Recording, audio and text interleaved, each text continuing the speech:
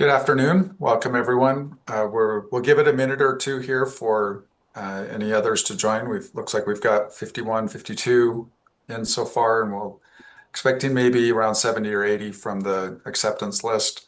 So we'll give it just another minute or two to see if others join us, and then we'll go ahead and get started.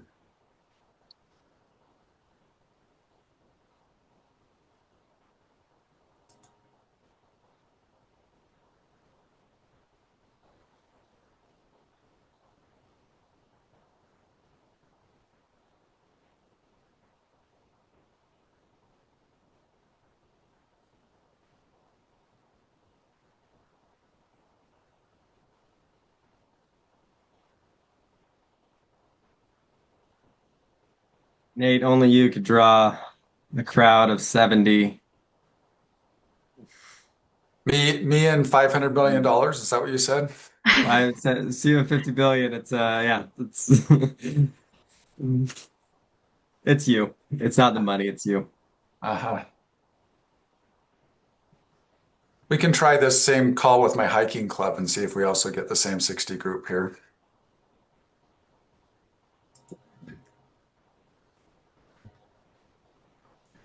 All right, it looks like we have about 70 that have joined. We'll go ahead and get started.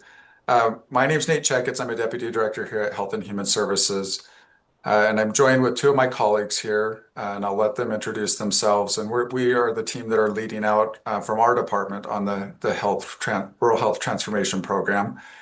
And we appreciate you all joining here today to have this discussion. Maybe I'll pause for a moment while they introduce themselves, and I'll give a brief overview, and then we'll go ahead and share some of the information that we have planned to share with you, and then give some opportunity for you to ask some questions. So, Ashley, do you want to go ahead and go first, and then Dr. Iqbal? Sure thing. Thanks, Nate. I'm Ashley Moretz, Deputy Division Director for Population Health with the Department of Health and Human Services. Hi, I'm Ronak Iqbal. I'm the Medicaid Medical Director, and I am in the Department of DHHS. And we also have Joe Doherty, who's helping play traffic control for us, making sure that the meeting works well. And as we get to the questions, that we're not missing any of your questions as we go through. So we appreciate his support too. So what our thought is for today's call, as we go through and discuss the provisions in HR 1, there's some information that we have related to the bill, and so we're going to outline that. We do not have, and just to make sure, set expectations here, we do not have the notice of the CMS has not released a notice of the funding opportunity, so we don't have that detail yet. But we are going to outline what our planned process is related to this, and some of the timelines related to that, and how we hope to have you engage in those discussions with us as we go forward. So with that, I'll turn it over to Ashley. He's going to go ahead and kick off some of our presentation. We'll go through that, and then, like I said, we'll turn the time back to you to have questions on where we're at in the process and any clarifications or recommendations you have for us as we go through this. So with that, Ashley, do you want to get us started? Sure thing, Nate. Thanks so much. Really, like they said, the first thing we want to do is really just share some information and level set around the information that we do have out here about the program. First thing, I think everybody knows that HR 1 was passed and signed into law by the president in July this year, and as part of that bill, it established the 5-year Rural Health Transformation Program. The overall funding for the bill is $50 billion for the program over the course of the 5 years. That's from fiscal years 2026 through 2030 there. And it really and looking at that funding, the funding breaks down into two clear tranches. The first half of the funding is $25 billion. And upon submission of an approved application, states will get equal allocations of this funding there. So really what that means is Utah could expect to receive $500 million over the course of those 5 years. That's broken down into $100 million a year there over those 5 years. The second tranche of that money, the other $25 billion out of that, is intended to go to not less than a quarter of the states. So 13 states or more will get some still undetermined allocation of that 25 billion there. Those criteria are going to be determined by the CMS administrator, and we expect that we'll get information about what those allocations for that second half of the funding will look like by the time the application guidance comes out there. There were some criteria in the bill that were set out for what that might look like, who might get that funding. There, they said a couple things like the percentage of the state's population that lives in the rural areas. There, for Utah, we're, I think, the 7th least rural state in the U.S. So it's just for a relative fix on where we are in that.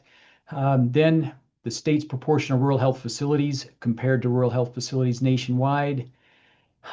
Also, it talks about the situation of hospitals that serve disproportionate numbers of low-income patients with special needs, those disproportionate share hospitals there.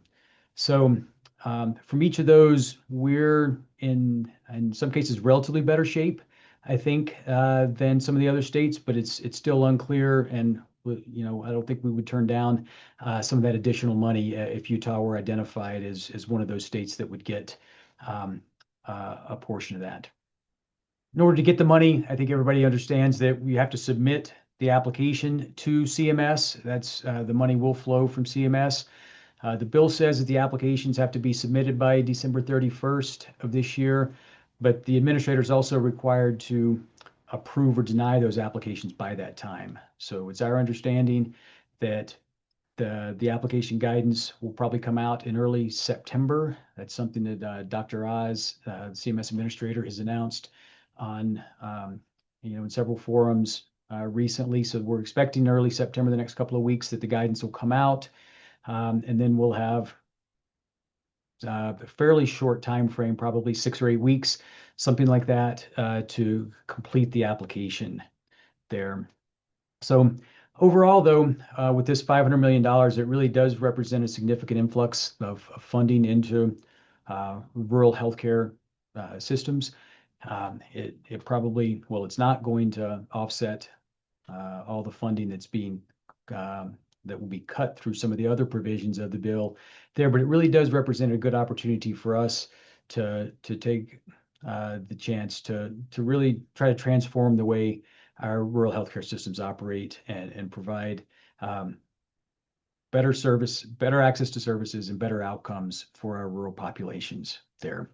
So we'll jump into a couple more things here. The bill identifies a number of different objectives there. And I apologize for all the text on the screen, but this is really drawing pretty closely from the text of the bill. A couple of things to call out as you look at it. It's really talking about improving access to healthcare. It's improving healthcare outcomes. It's also looking at improving the long-term financial solvency there. And so the model's really looking at the ways that we're doing business there. A couple other things that are mentioned are using technology.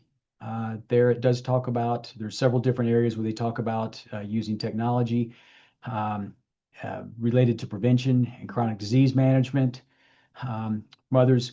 And it also talks about partnerships, really bringing together hospitals with other healthcare providers there. And so that's something else that I think we, really have an opportunity to do so that we're improving the quality and of the care that folks are getting there.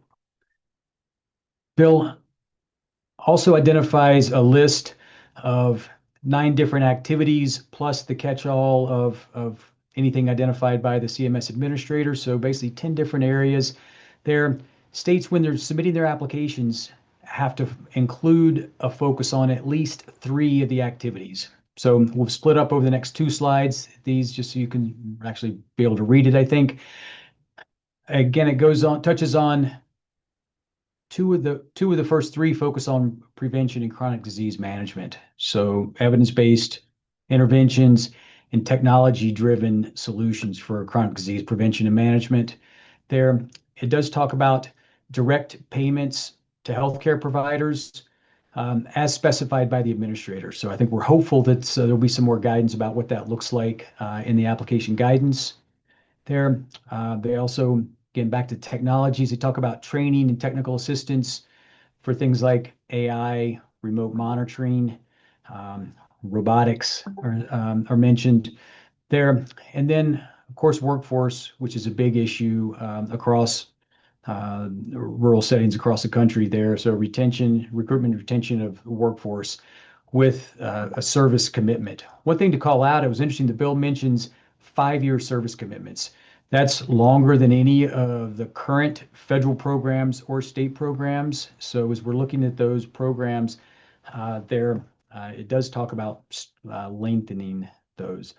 I think there's an opportunity here. Recruitment retention programs could be an important piece of this because um, another portion of the bill sets uh, caps on federal borrowing limits there. So as we look at our future workforce, the bill does set limits for grad students, a $20,500 per year cap on federal borrowing and a $100,000 lifetime cap there. So for professional students, physicians, in that category, it's 50,000 per year and a 200,000 lifetime cap.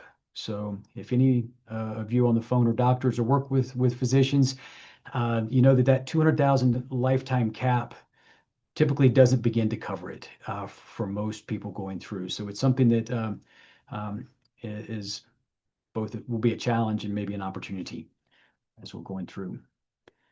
So the rest of the activities that are authorized under the program, IT upgrades for things like efficiency, cybersecurity, and improving patient outcomes. There talks about helping communities to right size the healthcare delivery systems, in the rural areas. Uh, Also, opioid and substance use disorder, mental health treatment services.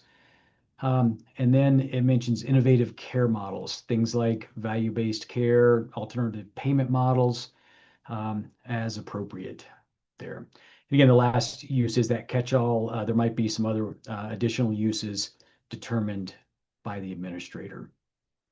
Yeah. A couple other caveats and conditions that were put on states as part of the program. They're basically the funding can't be used to offset other cuts and is the non-federal Medicaid share for that. Basically, they don't want this federal funding replacing anything else that might have been out there before the states were required to provide there. On the funding, it is a lot of money. It seems like coming in 500 million and 100 million a year annual allocations. The money really comes in as 2-year money. The appropriations have to be spent by the end of the fiscal year following the year in which they were appropriated. So each year, it's 2-year money. Over the course of that 5 years, it takes it essentially to 6 years to spend that funding. There's an allocation for administrative expenses. It says not more than 10%. I think going in, we feel like that's high. We don't see that. We'd want more of the money to be going into the rural areas around that, but the bill does allow for that 10% around administrative expenses. And I think maybe on the conditions, some of the best news at the end is the states aren't required to provide any matching funding there. So this money is just coming from the federal government with no requirements for a match around it. The bill does go into specify what constitutes a rural health facility. They're pretty straightforward. For the most part, it is rural hospitals located in a rural area, those that are treated as being in a rural area, or in a rural census tract of a metropolitan statistical area. So we have been looking at that to see if there's, what that means for Utah's facilities. Have been working on pulling together a list of all of those eligible facilities. It also mentions FQHCs, rural health clinics, community mental health centers, certified community behavioral health centers in rural areas, and also opioid treatment programs in the rural areas. So that's really the objectives, activities, a couple of the conditions, and some of the provisions. think from there, we wanted to pass it over. I'll pass it over to Ronak to talk through sort of what we're seeing as some of the next steps around it. Thank you so much, Ashley. I know that everybody in this group is interested in knowing where do we go from here. So today is a starting point for this conversation. And what we hope is to share a survey at the end of this call to get the stakeholders' input on prioritizing of the activities identified on the bill. The Rural Health Transformation Program website will also go live today after the webinar. And we are asking all stakeholders who are interested to please complete the survey by August 22nd. The Department of Health and Human Services is putting together a group of stakeholders to help develop the Utah's application for this funding. As Ashley mentioned, we have to pick 3 issues to focus on. And those 3 issues have to be universal to the entire state of Utah. So the hospitals can't pick a separate issue and the clinics can't pick up a separate issue. So overcoming this issue, we are trying to have various opportunities for all stakeholders to share input, develop the priorities, and shape program investment. So in September, we are planning to hold listening sessions in various parts of the state to ensure that the local officials and communities can participate in the process. We will also be organizing some work groups to further develop ideas around the prioritization of the survey. If I could have the next slide, please.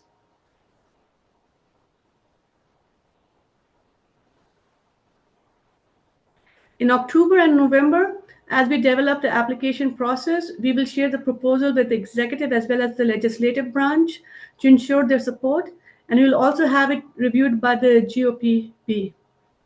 Once we receive the guidance, we will work diligently to meet the application deadline and ensure that we've received the first tranche funding. In December is the deadline for the CMS to tell us if we have actually been approved or denied for the application. Next slide. So we will have this available for everybody, but the link will have, the slides has a link to the survey as well as our dhhs.utah.gov/rural health. A website will have a survey link as well, where I encourage anybody and everybody who's interested in being part of the process to please partake in the survey. Next slide. And lastly, if you have any questions or concerns, we have the ruralhealth@utah.gov email address where you can send us questions, concerns. We are monitoring this email address pretty consistently on a daily basis, and we are replying and engaging all stakeholders. Nate, I pass it on to you. And if there are any questions, we are open to questions now. Yeah, thank you, Ashley and Ronak, for giving that overview. And just highlighting one of the points as we were closing out our plan for the timeline and things going forward. We do have a couple instances there for legislative involvement. We have met with legislative staff to walk through this plan and what we're planning to do as far as our proposal and pacing going forward. This is a dollar amount that would trigger the high-level impact in the federal funds process, so it will require full legislative approval of the grant. And so we're beginning those discussions with them about the best way to go through that and when they would like to review either this process or the proposal or the final grant piece itself. And so we're having those discussions. So with that, we open it up to you for questions. Anything questions you have about what we know about the grant so far, or about our process and our plans going forward. This is Alan. Can you hear me? Hi, Alan. Yes. Yeah, go ahead. Good. Thank you. Thanks for putting this on for all of us. We appreciate that. I know a couple questions probably for a lot of us is there's the tier 1 funds, tier 2 funds. One is the state, one is CMS. CMS states that they will have a process of allocating funds, allotment of funds and their decisions. But from a state perspective, how is that allotment going to be decided? Yeah, thank you for that question. In essence, what we're proposing here is that process.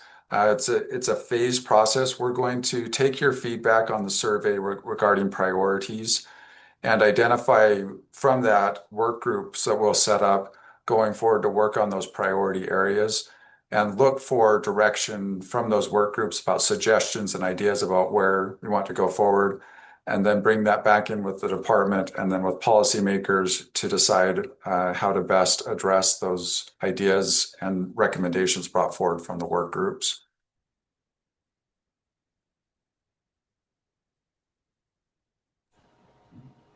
I see Michelle has her hand up. Michelle? Thank you. Nate, of the 9 categories that they've listed, are there any that you guys are targeting specifically, or they're all open for discussion? I would say right now they're all open for discussion. That's part of what we're looking for feedback on that survey, is to say, from your organization's perspective, what are the priorities? We've had some discussions with some groups already and, have our interests as things that we've worked on. Uh, and I have guesses about where I think there's some common interest, but we want to go through this process to help identify and make sure that everyone has an input on that. And so we'll see, based on people's feedback, where some of those top priorities are, if there's a common sense of where we want to focus this energy. Okay, and on some of the cuts that have been made in other places, as mentioned, um, is there a place to slot anything about like housing, some kind of housing for workforce, or some kind of I don't know. The question about it, or the issue is, of course, the money's 5 years, right? So Right. it's not Yep. ongoing, and I don't think the state will necessarily replace or keep anything unless it's really working well and showing that it's saving a lot of money, right, in place. And so, are we thinking of doing mostly um, one-time funding? So things that will maybe just take one-time funding and then we can it will grow on itself. Yeah, I think that's a valid question and concern about the fact that this is only 5 years worth of money, and a lot of our needs are ongoing needs. And so, how do we balance those two? We also don't know what direction we'll get from CMS, possibly related to any of those um, concerns about whether it's ongoing versus one time. And you're specifically to one of your question about housing. Is that the type of thing that the grant will allow? There's some language in there about buildings and those things.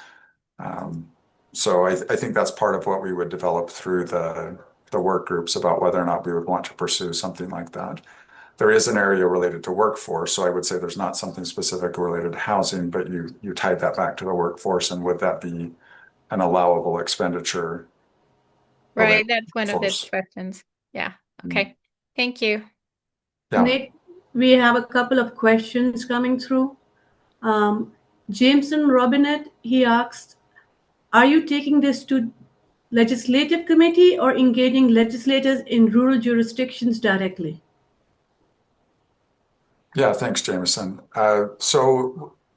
We will offer to present to social services. We think that's likely the most relevant appropriations subcommittee related to this. And in addition to that, we are planning to invite, we are going to be doing some listening events around the state, and we do plan to invite the legislators that are in those jurisdictions to those listening events. And so we plan to engage those legislators in that way. So both at the committee and also at the listening events. Thanks, Nate. And I can chime in here too. This is Jameson Robinette, president at Cedar City Hospital. The reason I ask is it would be good to have that information ahead of time, especially if you're engaging directly with committees or with anyone up on the Hill, just so that we can encourage our representatives or senators to be there and be present. Okay, that's a good suggestion. And then, Nate, we have another question from John at Intermountain Healthcare. He said, is the goal to have one survey response per organization? Ashley, do you want to, or Ronak, do you want to tackle that? I think the way the survey that we have listed, and Ashley, please correct me if I'm wrong, more than one person per organization can do the survey. It does ask for your designation at the start of the survey and which area you're representing. This way, we have an idea within the various districts in the state of Utah, as well as are we coming from a hospital organization versus a community organization. Having said that, that does not mean that we have every member of IHC end up doing the survey. That might skew the graph a little bit. And we do, as part of our process, we are planning to bundle the survey responses by category. So as Ronak said, you'd be welcome to submit multiple responses. It's not going to sort of change how we review the results because we're pulling those all in together into similar buckets. And so I guess there's no, or we would welcome multiple opinions on it, but there's not any necessary like advantage to having multiple responses in how we're reviewing those. And I see that Michelle Hoffman has her hand up. Michelle, if you want to go. Hello. Hey, quick question, or this is a little bit back to Michelle McComber's comments about one time versus ongoing, and obviously the challenges with a time limited funding award. Is there any sense from our legislative partners whether we're viewing this rural transformation program opportunity as seed money for an ongoing state investment? No, not yet. No feedback either way. So that's not them saying to us no, or they just haven't responded in that way to us yet. That might be something if we do end up in front of a subcommittee that we might get a little bit more of a sense of that. Or if we have meetings directly like with the president or the speaker on this issue, but we're still early and haven't had that type of feedback. Thanks, Nate. Yeah. Nate, we have another question in the chat. It's from Alan Olive. Is it possible to have joint proposal from multiple organizations? Yeah, I would say definitely yes. I mean, in fact, in the concept of transformation, I think a lot of those ideas will be across organizations, and those might be some of the strongest and best ideas that are breaking down some of the current barriers or current silos in approaches. At this point, I mean, one of the things, just to expand on that a little bit, one of the things that we are still waiting for direction from CMS, the timeline on this is extremely short for a grant process.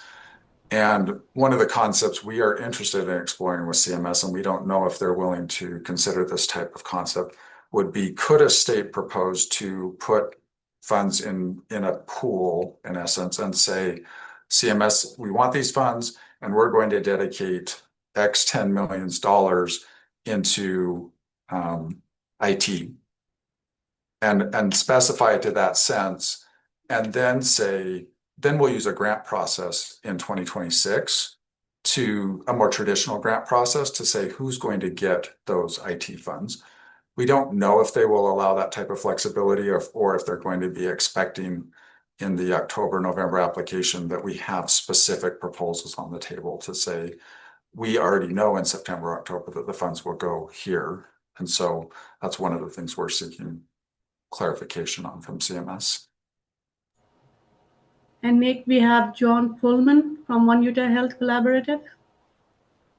Thanks. And this is a little more of a comment, but Kim Brandt, who's the deputy administrator of CMS, was in town today, and a few of us had conversations. Nate, I don't know if you've met with her yet. I really tried to get information out of her, and she was impressively tight-lipped, and I'm a compelling person. But one thing she did say I think is helpful to know for us. There are going to be a few listening sessions that CMS will do. They'll do some calls. She said they don't really understand rural, and they look to states to explain help them educate them what rural is. She said, "Look, I understand rural Ohio, but I don't understand rural Utah, which is very, very different." So I think the one point is let's not make any assumptions that the administration really knows what we're talking about when we're proposing things, because not everyone in DC understands Utah. The second point I just make, and I think the 10 elements there are signs that we see of themes coming out of this administration, but there are other signals, I think, from this administration about what they value and what the priorities are. The Centers for Medicare and Medicaid Innovation have released or improving models around alternative payment models. I think I think this is the type of administration where it's good to recognize what their interests and preferences are, and particularly on that fund number two, the discretionary one. What are some areas which might resonate with them, particularly, and just kind of read the tea leaves on the other areas. So those are more comments for us to be thinking about, particularly on that second fund. Yeah, thank you for those comments.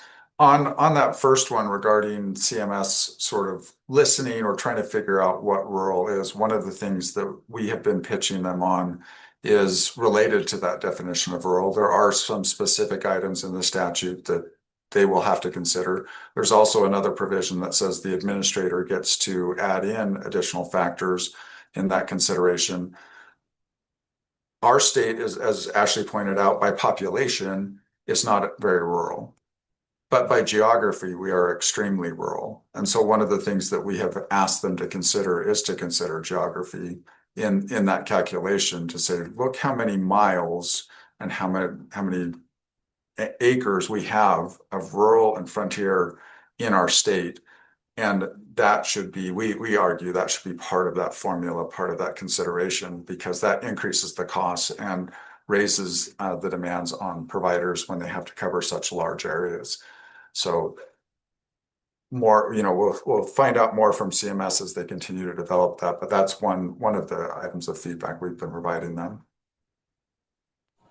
Oh, did somebody just say that in the chat too? I see vast geography. Is that Michelle? Yeah, Wow, Michelle. we were channeling And she's the got a same question thing. just above that, Nate, as well. Okay.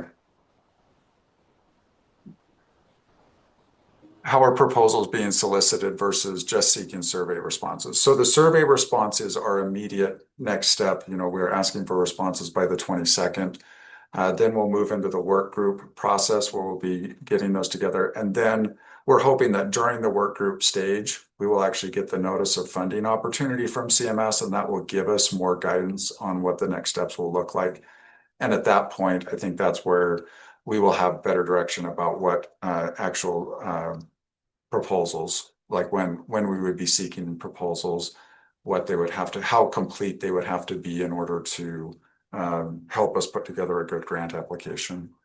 Nate, are you anticipating like an RFI process or something along those lines, or? A couple other states have done that. In fact, I know Alaska has already started their RFI process. We have talked about potentially using that process. We have not decided yet. To me, it feels a little preliminary. Like we talked about, should we just follow Alaska and put out an RFI right now? That feels a little premature for me, not knowing what the funding opportunity looks like. But we may do that once we see the funding opportunity. Thanks, Nate. And just a quick follow-up on the geography issue. I mean, my narrow lens is right now medical education, but when I look at that landscape, rural towns like 30 minutes, 45 minutes from urban towns are who is getting the money because of the way the programs are designed. Yeah. At least in medical education, we need to have high volume places to train people, but our high volume place is 5 hours away from rural, and it just doesn't work. And so the program design is very challenging, and hence Utah doesn't get these funds or go after them because they're just impossible to implement. So it's a really big problem, at least that I've found in this space, that I think probably has other use cases as well around the geography being very challenging. Mm-hmm. And I think this is our opportunity to pitch something that's different, right? If the current models haven't been adequately addressing that part of the transformation concept is, can we put together something that makes more sense for the Utah environment? And to John's earlier comment, hopefully that's where CMS would recognize okay, that's Utah being Utah and finding a Utah solution. And that's okay that that's different than Ohio. Nate, we have one more question in the chat. Can you clarify, and this is from Christina Campbell, can you clarify how the working groups will be established? Ronak, do you or Ashley want to take that one? Ashley, you want to go for it? Sure, I could jump in on that. Yeah, Chris, thanks for asking. I think really what we're looking at is, again, is following this survey process when we identify really where the priority areas are around that. We would then be looking to build the working groups around those priorities, those highest priority areas there. And then as we do that, I think we'll be engaging with folks to look for people who want to participate in that. We'd encourage, and I think many of you have already signed up or sent us an email just expressing your interest in information, ongoing information from us through this email address that we had up before. It's ruralht@utah.gov. There, as folks sign up for that, that's sort of the contact list that we're building off of that. And once we have those priority areas established, we'd be reaching back out to folks around that who are in those areas. Yeah, thanks for dropping that email in there again.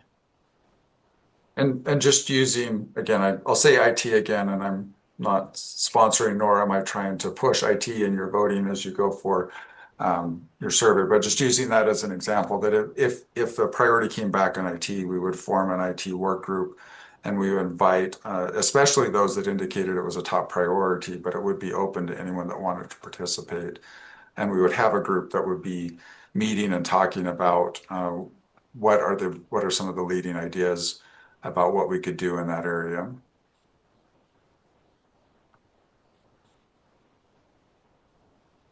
So just to clarify, Ashley, if we've already sent an email into that email, you have us on the list and would include us on future combos. Okay, great, perfect. That's right. Yeah, Jeff and Chris, we do have you guys on the contact list there, and we'll be continue to follow back up as we share updates.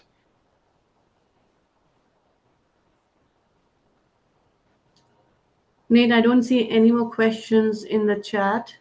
I do have one more question. Sorry.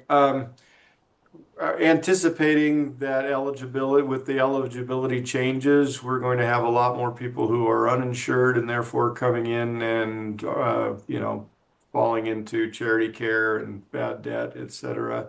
I imagine it's too early for you to have done any analysis on that, but do you have any estimates on how many people are likely going to roll off insured to uninsured that we're going to need to be covering in rural areas?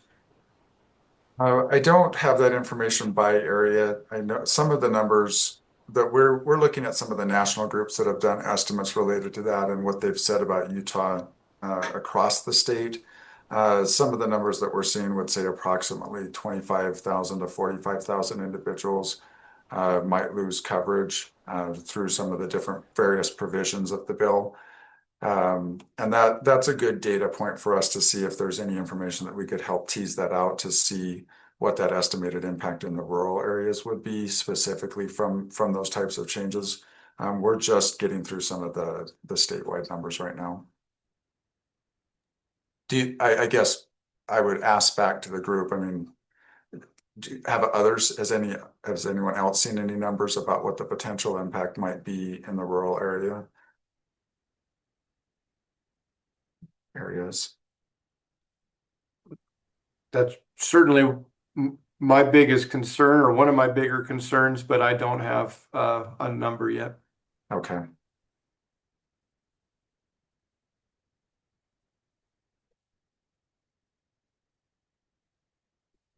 Is there any additional feedback specifically or on the process, things that you see that, we've talked a little bit about the potential for an RFI and how we get proposals.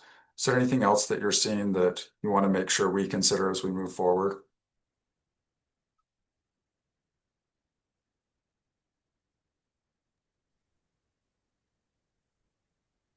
I kind of do, Nate. As we know, we're looking at one of the things that in the rural transformation is how do we have enough providers in the rural areas, and that, of course, has always been an issue and a problem. But I do want to really kind of throw out there the use of telehealth, and I know like we have some restrictions in Utah and how that's used, and some of that is pushed by insurance companies. So we really need to get our hands around that and see what we can do about making sure that insurance isn't a barrier to the use of telehealth when we're looking at innovations into rural health, since we just can't seem to get enough providers to actually locate in those rural areas, and especially like you said, because of the geography, because they can't like serve this community that's 40 miles away and this one and this one. And so it's hard to actually build a practice in a rural area. And so that I really think we need to pay a lot of attention to that. Yeah, thank you. Hi, this is Jen down in Moab, and I think it's important that we make the process as easy as possible for some of these small facilities in rural areas to be able to access. You're dealing with a lot of organizations who don't necessarily have grant writers that have, in-depth experience with government grants and all the tracking and logistics that go into that. And so some process similar to the SHIP grant where it's not too terribly difficult to be able to get involved, access the funding, and report on it would be helpful. Thank you. That's helpful.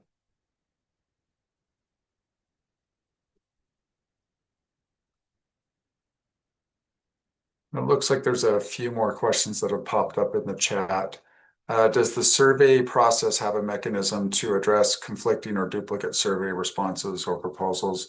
No, not specifically in the survey process itself, but as I mentioned, we will be grouping those together by sort of these affiliation categories, and that will allow us to be able to see if there's like a duplicate survey response or something along those lines. Related to proposals, we don't know exactly how we're going to handle that as we go forward. That's something that we would want to address more as we get into the work group phase. Opportunity, let's see. Heresy. Opportunity for cross-state collaboration with Wyoming and Idaho. That's actually a really good question. I hadn't thought of that yet. I don't know if Ashley and Ronak had sort of contemplated how that might work. I'm my first thought on it would be that given the way the funds are allocated out to states, it would be something that I think we could consider. And I think what in essence we would probably end up doing is we would fund from the Utah side a portion of that and then have to work out some sort of coordination with the other state to see if they would be willing to fund sort of the Idaho side or the Wyoming side. But that would be transformative, right? And so I love the thought, and I think we're willing to consider how that might work if that ends up being a priority and a sort of a leading proposal there. We do have a question from David Cook, more specific on telehealth, some gaps in behavioral health services in Utah that could be built out with telehealth support. Yeah, it's definitely true. We've worked like with our crisis outreach team. I know on psychiatry, there's a psychiatry service that's available. And is that, are we done? We're definitely not done in that area, and there's more that could be done in those areas. I think we have some good first steps, but definitely agree with that.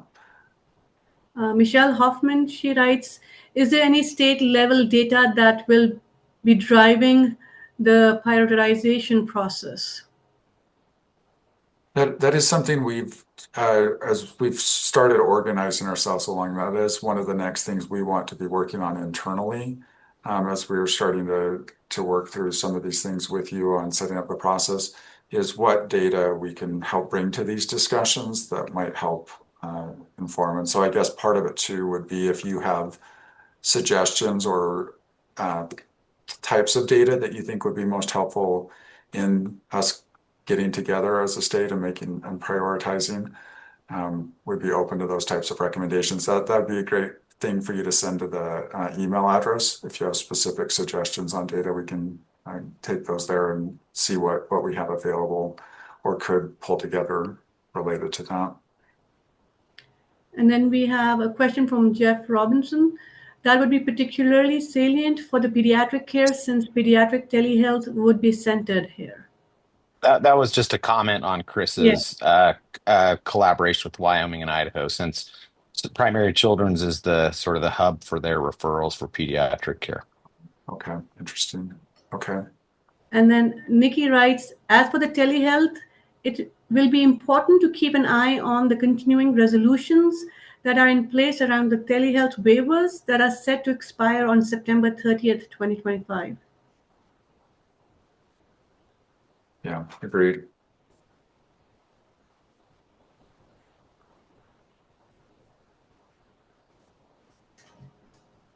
Okay, it doesn't look like we have any additional hands or comments.